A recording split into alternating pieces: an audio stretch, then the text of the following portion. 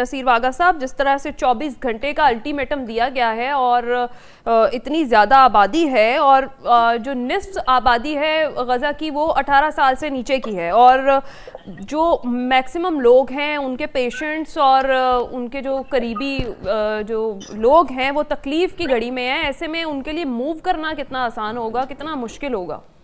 देखिए, red cross और दूसरे बहुत सारे बैनुल अक़वामी इदारे जो वहाँ पर ज़ख्मियों को और ईद होने वालों को कोई मदद फ्राहम कर रहे हैं, उनका ये कहना है कि तमाम हस्पताल जो हैं वो कब्रिस्तानों में तब्दील होते नज़र आ रहे हैं। ना वहाँ बिजली है, ना पानी है, ना खाना है। यानी इन जालिमों ने उन बच्चों को, उन औरतों को, उन बूढ़े लोगों का खाना पीना भी बंद कर दिया है।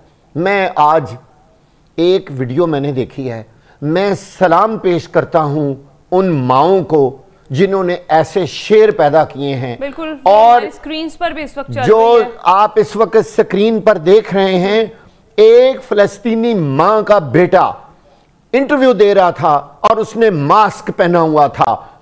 मां आई और उसने मास्क उतार दिया। उसने बेटे को कहा, बेटा नहीं, मास्क उतार के बात करो, खौफ और डर दूर कर दो।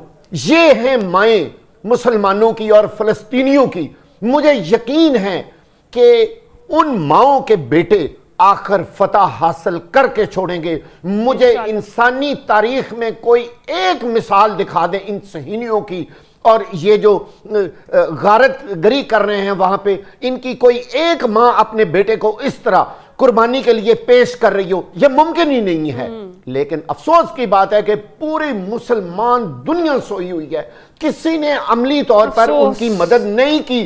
उर्दन के नौजवान इस वक्त उस तरफ रवां दवा हैं, लेकिन वो निहत्ते हैं, उनके पास कुछ नहीं। आगे देखें, इसराइल रात तक की खबरों के मुताबिक 4000 टन गोला बारूद और 6000 बम, क्लस्टर बम कारपेटिंग की सूरत में। हमास ने यह भी इल्जाम लगाया कि अमेरिका और दीगर मुल्कों के शहरी भी इसराइली फौज की वर्दियां पहनकर इस जंग में शरीक हो रहे हैं। यकीनी तौर पे देखिए, वो उनकी पूरी मदद कर रहे हैं। जो बहरी जहाज और जंगी जहाज और पूरी कुमक भेज रहे हैं जंग में इसराइलियों के लिए, तो वो कैसे पीछे रह सकते हैं? यानी मुसलमानों को खत्म करने के लिए ये सब लोग इकट्ठे हैं, लेकिन मुसलमान इकट्ठे नहीं हो रहे।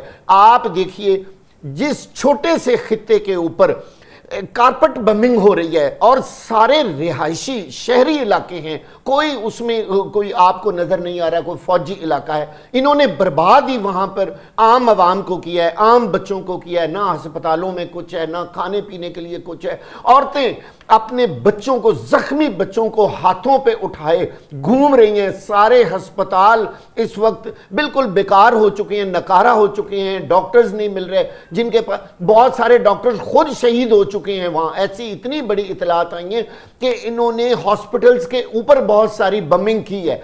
यानी कोई इंसानियत का एक चीज भी इन्होंने नहीं छोड़ी। जो जंग में भी कोई असूल होते हैं ना, सारी दुनिया को पता है कि जंगी कोई असूल होते हैं, लेकिन अफसोस कि वो कहां गई हैं ह्यूमन राइट्स की अब तंजीम में। वो क्यों नहीं बोलती? वो खड़े हो ना, वो कहे ना कि इसराइल बहुत जुल्म कर रहा है फलस्तीनियों पर।